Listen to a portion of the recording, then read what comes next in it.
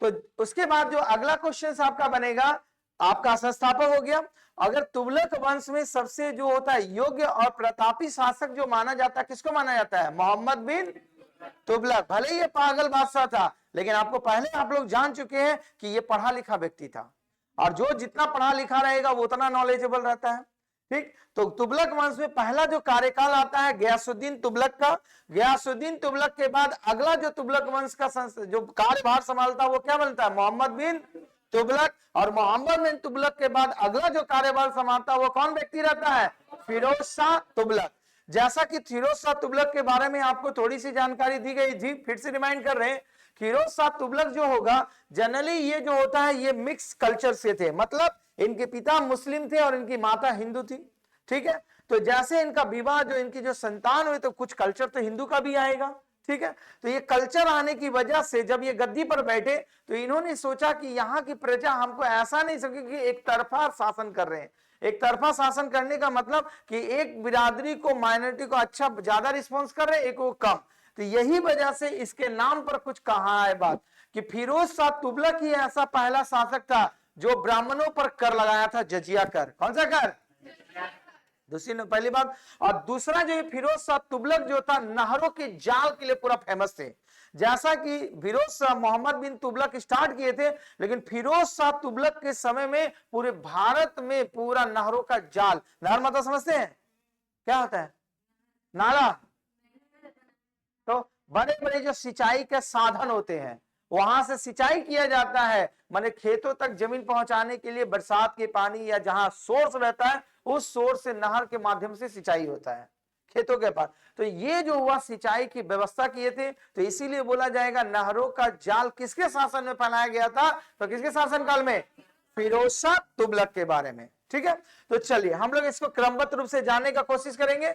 तो जैसा कि पहला क्वेश्चन आएगा कि फिरोज शाह तुगलक का शासनकाल कब से कब तक माना जाता है? 1351 से, क्योंकि 1351 ईस्वी में मोहम्मद बिन तुगलक की मृत्यु हो गई थी, और उसके बाद जो गद्दी पर बैठेगा वो फिरोज तुगलक बैठेगा, या फिरोज शाह तुगलक बोला जाता है। ठीक है, तो जैसा कि बोला गया मोहम्मद बिन तुगलक जो का कोई संतान गद्दी पर नहीं बैठा था।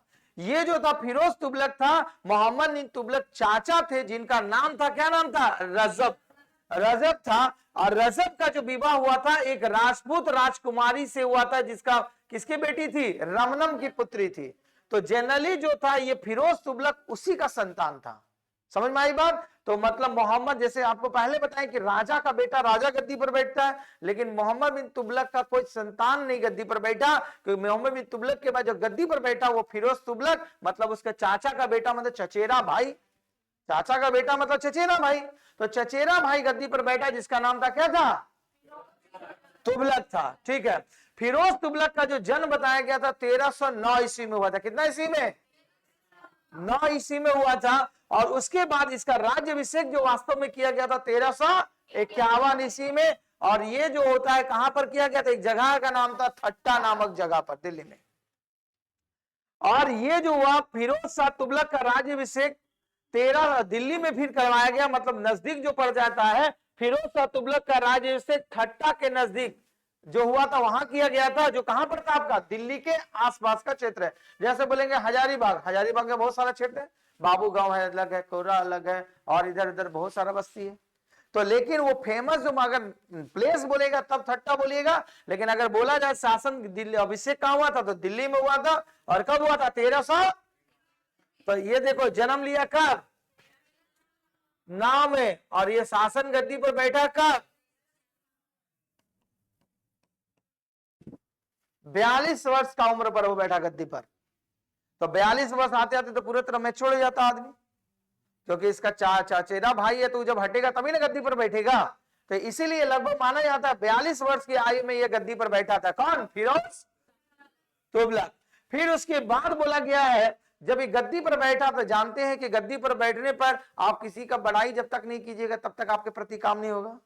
देखते हैं एमएलए एमपी जो आएंगे, सब महोदय को सम्मानित कीजिए तभी ना आपका एरिया में काम करेंगे। आए पूछवे नहीं कर रहे हैं, तो एमएलए तो कहाँ है, वो अपना जगह है ना।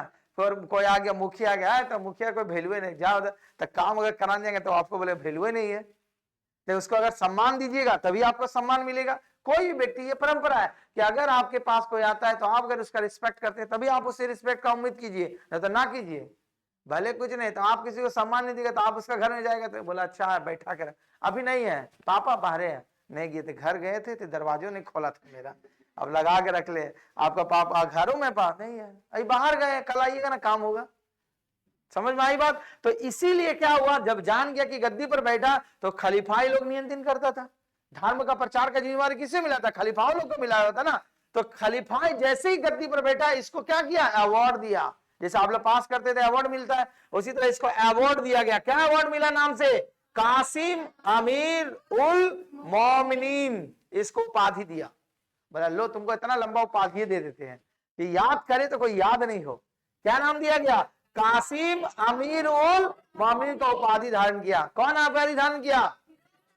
ये पूरा गदगद खुश हो गया, चलो आए लोग सम्मान दिया तो इसका प्रति कुछ काम करना पड़ेगा। तो बोला ठीक है चलो टेंशन नहीं लीजिए, धर्म का प्रचार होते रहेगा, आप जो बोलिएगा आपका विवाद सुना जाएगा।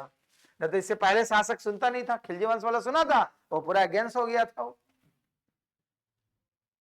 तो बोला गया है राजस्व व्यवस्था के अंतर्गत इन्होंने यही सुधार किया सबसे ज्यादा, कि जो इससे पहले शासकों ने जितने भी कर लगाए थे वो कर को लगभग समाप्त कर दिया। माना जाता है कि 24 तरह के जो कष्टदायी कर था उसको समाप्त करके केवल 4 ही तरह को कर को मंजूरी दी, और बाकी 20 टाइप का जितना भी टैक्स था वो सारे टैक्स को समाप्त कर दिया।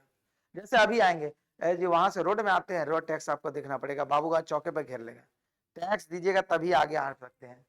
फिर आए क्लास, बिल्डिंग वाला मालिक बोले टैक्स दीजिएगा तभी आप बिल्डिंग में आते, पढ़ते अलग बात है, टैक्स दीजिएगा तभी आना। आपको टैक्स रूम में रहते हैं, रूम टैक्स अच्छा रहते हैं, आप हवा पानी का भी टैक्स दो तो रहेगा, नहीं देते नहीं है टैक्स, पानी का टैक्स लगता है पता है ना, म्युनिसिपल कॉर्पोरेशन एरिया में पॉइंट लीजिएगा टैक्स लगेगा, पानी का टैक्स। आप बिजली देते हैं, बिजली टैक्स भरते हैं ना, कहा देते? बिजली वो म्युनिसिपालिटी वाला देता है क्या? और बिजली विभाग देता है लेकिन टैक्स देता है। सिटी में हर चीज का टैक्स लगता है, समझा? होल्डिंग टैक्स आप सिटी में म्युनिसिपालिटी, गांव में रहते नहीं लगता है। ये बिल्डिंग जो बना हुआ है इसका टैक्स लगता है सालाना। बोलेंगे सर ये बिल्डिंग उसका है, अपना जमीन अपना घर, टैक्स का है। तो बोलेगा नगर निगम आपका घर का रास्ते से रोड ले गए हैं, जो आपको नाली का सुविधा दिए हैं, जो आपका स्ट्रीट लाइट लगा हुआ है, जो उसी का बहाने से टैक्स आप ही का पैसा बिल्डिंग से वसूलेगा। सही बात? और गांव में नहीं लगता है टैक्स, वहां पोल वोल रहेगा क्योंकि वह नगर निगम का अंतर्गत में नहीं आया। सही बात? तो कुछ कुछ नॉलेज लीजिए, काम आएगा। तो देखो, तो इसी प्रकार इसने फिरोज तुगलक ने जितने भी लगभग 24 तरह के कष्टदायक टैक्स थे सबको समाप्त करके केवल 4 टैक्स को छोड़ दिया। कौन कौन सा टैक्स? देखिए पहला जो टैक्स था खराज, जिसको मतलब क्या नाम आता है? लगान। लगान नहीं लेगा तो कहां से मिलेगा? आमदनी होगा, लगान मत, ठीक है। और दूसरा टैक्स का नाम था खोम्स। खोम्स का मतलब युद्ध में जो लूटा, युद्ध में जितना लड़ाई उड़ाई में लूटा जाता था उसके संपत्ति को करता था। तीसरा जो होता था जजिया कर, समझ में आते हैं ना, जो गैर मुसलमानों के ऊपर टैक्स लगाया जाता था। और चौथा था जकात को वसूलने का आदेश दिया गया। ये 4 तरह के टैक्स को छोड़ करके बाकी सभी टैक्स को क्या कर दिया था? हटा दिया था। कौन शासक हटाया था? फिरोज तुगलक। फिर उसके बाद देखो फिरोज तुगलक ने जो बताए आपको, ब्राह्मणों के ऊपर जजिया कर लागू करने वाला पहला मुस्लिम शासक था। इससे पहले जितने भी मुस्लिम शासक रहे उन्होंने ये टैक्स को नहीं लगाया ब्राह्मणों के ऊपर, क्योंकि ब्राह्मणों का मुख्य धर्म पूजा पाठ यही सब करना था। लेकिन ये अपनी जो ईगो का कारण क्या हुआ? टैक्स लगा दिया। तो ब्राह्मणों पर सबसे पहले जजिया कर लगाने वाला मुस्लिम शासक का नाम फिरोज तुगलक। फिर उसके बाद फिरोज तुगलक ने एक नया कर लाया जो सिंचाई कर। अब बोलेगा सर सिंचाई कर कहा लाना था? क्यों? क्योंकि नहर बैठा रहा है, मान लीजिए उसका आपको बना के दे देंगे तो आपसे टैक्स नहीं लेंगे, तो फिर मरम्मती करना, खराब होना कौन बनाएगा? ठीक है। तो इसीलिए जब ये सिंचाई की व्यवस्था की तो उसका एक टैक्स लगाया जिसका नाम था क्या? सिंचाई कर। और ये टैक्स लेता था, जितनी भी उपज होगा उसका 1/10 भाग टैक्स लेता था। और जनरल में ये होना भी चाहिए, होना इसलिए चाहिए, सपोज दैट अगर यहाँ का कोई लोकल गवर्नेंस अगर इस एरिया का टैक्स वसूलने के लिए, रोड का देखो, रोड नीट एंड क्लीन नजर आएगा, गंदगी नहीं रहेगा, लाइट रहेगा, हर सुविधा रहेगा, पानी की सुविधा रहेगा, तो बेटर है ना। लेकिन क्या होता है? टैक्स ले लेता है, कोई सुविधा ही नहीं देता है, हफ्ता में 2 बार पूरा, जब तक बदबू नहीं मारने लगे तब तक उस जगह से झाड़ू नहीं लगेगा। लेकिन अच्छे अच्छे जितने भी हाईटेक सिटी है इंडिया के, वहां पर टैक्स लेते हैं, आपको फैसिलिटी मिलेगा, नीट एंड क्लीन लगेगा कि एकदम स्मार्ट सिटी, जो एकदम बढ़िया लगेगा आपको, जाने में आने में सब चीज सिस्टमैटिक तरीका से रहेगा। सब्जी वाला पूरा एक जगह कूड़ा उठा के डाल दिया, बदबू मारेगा, उठाएगा नहीं कोई। तो जनरली टैक्स जनरली लेने लेकिन उस पैसे का क्योंकि यूटिलाइज होता है। अभी आप रोड के काम देख रहे हैं तो गवर्नमेंट ऑफिसर से जितने भी टैक्स आप जीएसटी डालते हैं सब उसी से अपना बनता है। गवर्नमेंट रोड कहां से बनाएगा? करोड़ों करोड़ रुपए का रोड। आप बोलेंगे सब पोल गड़ा रहा, बिजली आ रहा, तार, आपके मोहल्ले में तार जाने में पैसा लगता है कि नहीं? तार का पैसा आपसे लिया जाता है? नहीं लिया जाता है। लेता है तार का पैसा? कौन लेता है? कोई नहीं लेता है। दरकार पड़ा पोलवे कबाड़ के ले गया आप लोग, कहां दे दिया? कुआं के ऊपर बिछा दिए।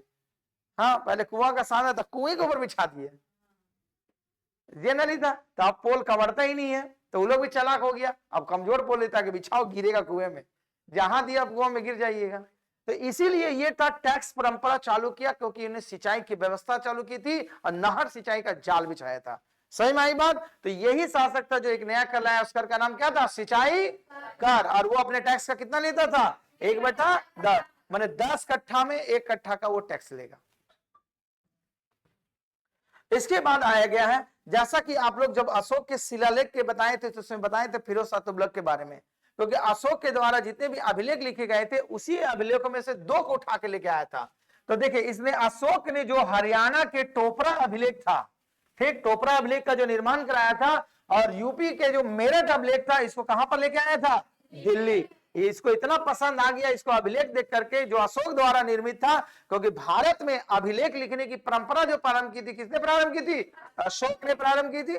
तो अशोक ने जो आपका हरियाणा में टोपरा अभिलेख था और उत्तर प्रदेश में के मेरठ में जो आपका लिखा हुआ था अभिलेख था, तो इसको उठा के कहां लेकर गया? दिल्ली में, अपना दिल्ली की शोभा बढ़ाने के लिए, क्योंकि राजा का जो पसंद आए वो राज दरबार में रहना चाहिए। ठीक, इसके बाद बोला गया है इसने आगे चल के एक निर्माण विभाग बनाया। निर्माण विभाग मतलब समझते हैं? कंस्ट्रक्शन डिपार्टमेंट, कहां पर क्या काम होना चाहिए, किस तरह का बिल्डिंग बनना चाहिए, उस तरह का इन्होंने एक डिपार्टमेंट बनाया। तो बोला गया इन्होंने एक अलग निर्माण विभाग बनाए, जिसे बोला गया 300 से अधिक नगर या शहर बसाया जाता था। और इसकी जो बसाया जाएगा, जिसमें देखो शहर बसाने वाला का नाम याद रखिएगा, जौनपुर, फिरोजाबाद, हिसार, फतेहाबाद और फिरोजपुर, ये सभी जो नाम है ये फिरोज शाह तुगलक के द्वारा शहर बसाया गया है। सही माई बात? तो ये सभी नाम याद रखिएगा। देखिए, फिरोज मतलब फिरोजाबाद, फिरोज मतलब फिरोजपुर, और ये जौनपुर का नाम याद रखिएगा, केवल हिसार और फतेहाबाद, 3 को तो आपको टेक्निक पता चल जाएगा। तो ये सभी जो शहर बसाया गया था किसके शासनकाल में बताया गया था? और इसीलिए इसने एक विभाग ही बना दिया था। कौन सा विभाग बनाया था? निर्माण विभाग। जैसे आप लोग बोले जाता है ना कि स्मार्ट सिटी बनेगा, बोले जाता है ना, स्मार्ट सिटी का मतलब क्या हुआ? ऐसे शहर जहां पर हर तरह के लोगों को जितनी नीड चाहिए, अच्छी एजुकेशन का सुविधा होना चाहिए, हॉस्पिटल्स होना चाहिए, एरोप्लेन की सुविधा होनी चाहिए, बस स्मार्ट सिटी मतलब वही पूरा का पूरा सुख सुविधा से सुसज्जित, नीट एंड क्लीन, मेंटेनेंस सारा चीज रहेगा, उसी कहा जाता है स्मार्ट सिटी। तो ये भी अपना जमाना में स्मार्ट सिटी बसाया रहा था। कौन बसा रहा था?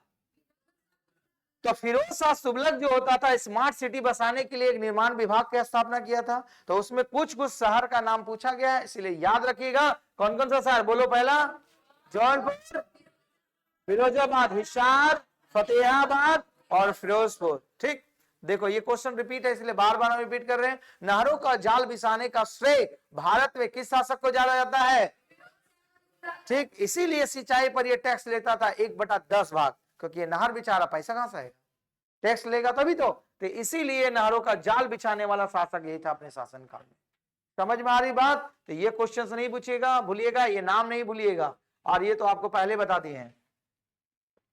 इसके बाद फिरोज शाह तुगलक के दरबार में सर्वाधिक दास रहते थे। दास मतलब समझते हैं?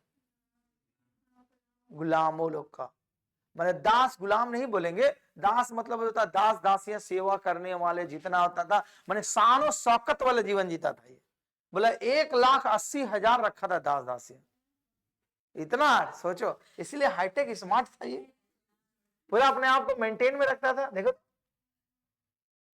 लग रहा ना हाई मेंटेनेंस आदमी, तब इसलिए 1 लाख, इसके राज दरबार में से 1,80,000 की सेवा संभार करने वाला। तो इसी का नहीं रहता था, अधिकारी हुआ, प्रजा हुआ, उसी का अंडर में जितना स्टाफ सब रखा था। तो जब इतना स्टाफ रखेगा तो इसका मेंटेनेंस चाहिए ना, तो कौन करेगा? 1-2 को तो है नहीं, 1,80,000 मेंटेनेंस करना है आदमी लोग को। तो इसीलिए को डिपार्टमेंटे बोल दिया था, जो डिपार्टमेंट हो वहीं पर चला जाना। तो देखो, दासों को देखभाल करने के लिए अलग विभाग बनाया था जिसका नाम था दीवाने बंदगान। क्या नाम रखा था वो? और ये विभाग जो था, ये दासों लोगों का जो भी दरकार नीड रहता था वो डिपार्टमेंट का पास जाएगा। ठीक, जैसे अभी झारखंड सरकार का योजनाएं बहुत सारा चल रहा है, तो जो जो योजनाएं होता है सबका अलग अलग विभाग होता है। कृषि विभाग अलग, कल्याण विभाग अलग, फाइनेंस की विभाग अलग, सब विभाग बांट दिया है कि जो जहां पर रहेगा कार्य पड़ेगा। तो फिरोज शाह तुगलक भी जब इतने दास रखा कि बोला कि इतनी दासों है तो इसका कंट्रोल कौन करेगा? कोई भी आएगा, पानी खत्म हो गया है, फिरोज शाह तुगलक को बोलेगा पानी खत्म हो गया जी, चालू कीजिए। बोलेगा मेरा काम है, तो इससे परेशानी ना हो इसलिए एक विभाग बनाया था, और उस विभाग का नाम क्या था? दीवाने बंदगान। क्या नाम था? देखो तो कितना आराम से दीवाने बंदगान, सब लग रहा कि घुलट जाएगा, नीचे ये गिर जाएगा। अरे एनर्जी लाइए, 9 बजने वाला है, अभी तक तो आगे बॉर्डर से घूम करके आ जाता। फिर उसके बाद बोला गया है गरीब, असहाय और अनाथ लोग जो इनके राज्य में रहते थे उसी का एक बसेरा बनाया था। तो बोला गया इनके लिए एक अलग विभाग बनाया था जिसका नाम था दीवाने खैरात। क्या नाम था? अरे खैरात का मतलब सही समझ में आता है? बोला जाता ना खैरात का मिलता है क्या? खैरात मतलब मुफ्त का मिलता है क्या? खैरात का मतलब होता मुफ्त में मिलना। समझ में आई बात? तो दीवाने खैरात मतलब ये लोग को मुफ्त में मिलेगा। तो किन किन को लेंगे? जो गरीब लोग हैं, असहाय, अनाथ है, वहां बोर्ड लग जाएगा दीवाने खैरात का मतलब फ्री में मिलिए, फ्री सर्विस, उसमें कोई पैसा नहीं देना है वहां पर। ठीक है, आगे बात इन्होंने हॉस्पिटल का भी निर्माण कराया था। भले अस्पताल में बैठशाला चिकित्सा, जिसको उन्होंने नाम दिया था क्या? दर उल सफा। क्या नाम दिया था? तो अभी हॉस्पिटल नहीं बोलिएगा, बोले जा रहे दरुल सफा में। बोला हाँ, अस्पताल सदर को हम लोग क्या बोलते हैं? फ्री में ट्रीटमेंट होता है, पैसा लगता है? लगता है, 10 रुपए का टोकन लगाइए। ठीक है, इसलिए तब आप उसको नहीं बोल सकते हैं दरुल सफा। अपना मोहल्ला वाला में जो होगा फ्री ट्रीटमेंट वाला, वहां बोल सकते हैं। तो दरुल सफा से उसे किसे इंडिकेट किया था? वो मुफ्त, फ्री ऑफ कॉस्ट। और ये जो बोला जाता है दिल्ली सल्तनत के अकबर के भी नाम से जाने जाते हैं। कौन जाने जाते हैं? फिरोज शाह तुगलक को।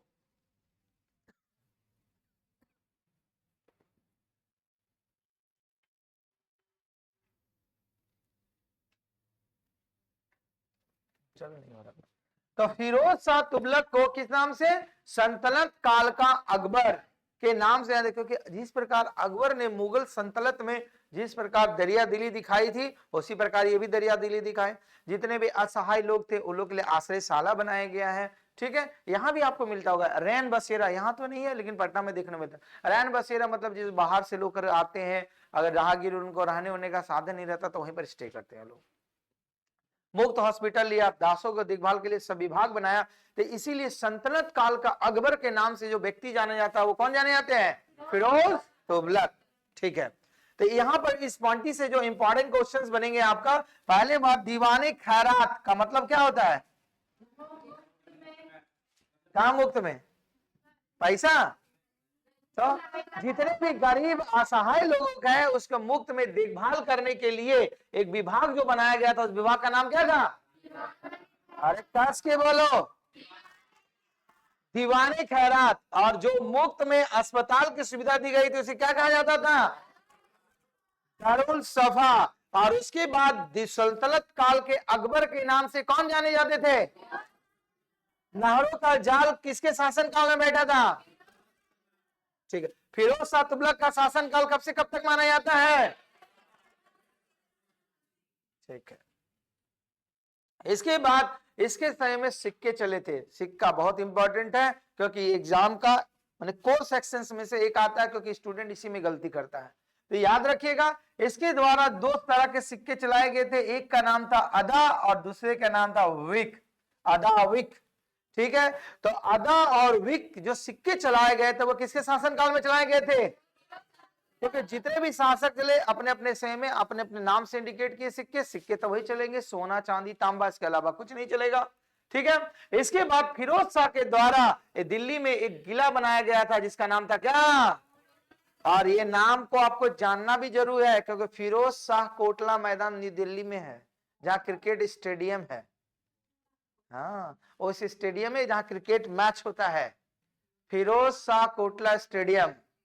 ठीक है, तो यही बना मैंने इसी का वो जगह पर नामकरण पर बना हुआ है। नहीं जानते हैं? अरे स्टेडियम का नाम पूछा जाता है, इंडियन गार्डन कहाँ है? हाँ, वो जानते हैं। आप सब, भारत का सबसे बड़ा क्रिकेट स्टेडियम गुजरात में बड़ौदा में है। नरेंद्र मोदी अपने नामे पर सोचो अब कर दिए हो। कोई आदमी मरने के बाद कहता हो, जिंदे में बोले कि ऐसा यूनिक बना दो। सबसे ज्यादा कैपेसिटी बैठने वाला है, तो स्टेडियम से क्वेश्चन पूछा जाता है एग्जाम में, करंट अफेयर में, तो बताएंगे तब। ठीक है, तो फिरोज शाह कोटला मैदान जो है दिल्ली में है, तो यही जो कोटला दुर्ग का निर्माण कराने वाले व्यक्ति कौन थे? फिरोज शाह तुगलक। तो आपका जो इसी का नाम फिरोज शाह तुगलक मतलब फिरोज शाह कोटला मैदाने का नाम है, स्टेडियम। कभी दिल्ली जाने का मौका मिले तो देखना। उसके बाद इसने एक काम किया क्या कि भू राजस्व का वसूली का जो सिस्टम एक नया चीज लाया। इससे पहले जो भू राजस्व का वसूली का काम करते थे उसके विभाग द्वारा करते थे, अब ये टेंशन नहीं लिया, अब ये ठेकेदारी सिस्टम दे दिया। ठेकेदारी प्रथा समझते हैं? ठेकेदारी मतलब जिसको बोलते हैं, क्या बोला जाता है दूसरी भाषा में? अरे जैसे अभी म्युनिसिपालिटी में जाएंगे तो वहां पर क्या होता है, आप पार्किंग करते हैं, पैसा लेता है, तो वो पैसा क्या होता है, म्युनिसिपल कॉर्पोरेशन के आधार उसका लीज पर देना। ठीक है, उसी को तो कहने मतलब ठेकेदारी कर दिया, उसका नीलामी कर दिया। अब सरकार को उतना पैसा दे दिया, अब उससे जितना पैसा वसूलना वसूलो। जैसे अभी नगर निगम में लिख देता, क्या पहले क्या था, 10 रुपया देते थे मोटरसाइकिल का दिन भर, अब लिख देता है 4 घंटा तक। 4 से 5 घंटा होगा तो 10 का 20 रुपया देना पड़ेगा आपको। मैंने काम देके ही नहीं कि लगा दिया दिन भर पड़ा रहे। अब काम देगा, जहां 4 घंटे से 5 घंटा आपको पैसा डबल लग जाएगा। 8 घंटा ज्यादा फिर पैसा 10 रुपया बढ़ेगा। ठीक है, तो वो क्या हुआ, सरकार अब उस पैसा का कलेक्शन ना करके किसी प्राइवेट कॉन्ट्रैक्टर को दे दिया गया, ठेकेदार लोगों का। अब वो भूमि वसूलता था लगान, जो किसको देता था, फिरोज शाह तुगलक को। तो इसीलिए इससे पहले जितने भी शासक हुए वो लोग क्या करते थे, अपने जमीन का जितना भी टैक्स खुद वसूलते थे, लेकिन अब ये टैक्स की प्रथा ठेकेदारी प्रथा में बदल करती।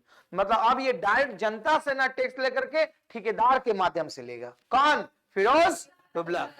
फिर उसके बाद ये देखो, जनरली जैसे आपको बताएं कि इनकी माता हिंदू थी, तो इन्होंने ही एक नया सिस्टम चालू किया कि जितने भी हिंदू धर्म ग्रंथ थे, ठीक है, जैसे महाभारत, रामायण, वेद, ये सभी का फारसी भाषा में अनुवाद कराने की प्रथा प्रारंभ की फिरोज शाह तुगलक। ठीक है, तो फारसी भाषा में हिंदू ग्रंथ का अनुवाद जो कराने वाला शासक, मुस्लिम शासक थे, उसका नाम क्या था, फिरोज शाह तुगलक।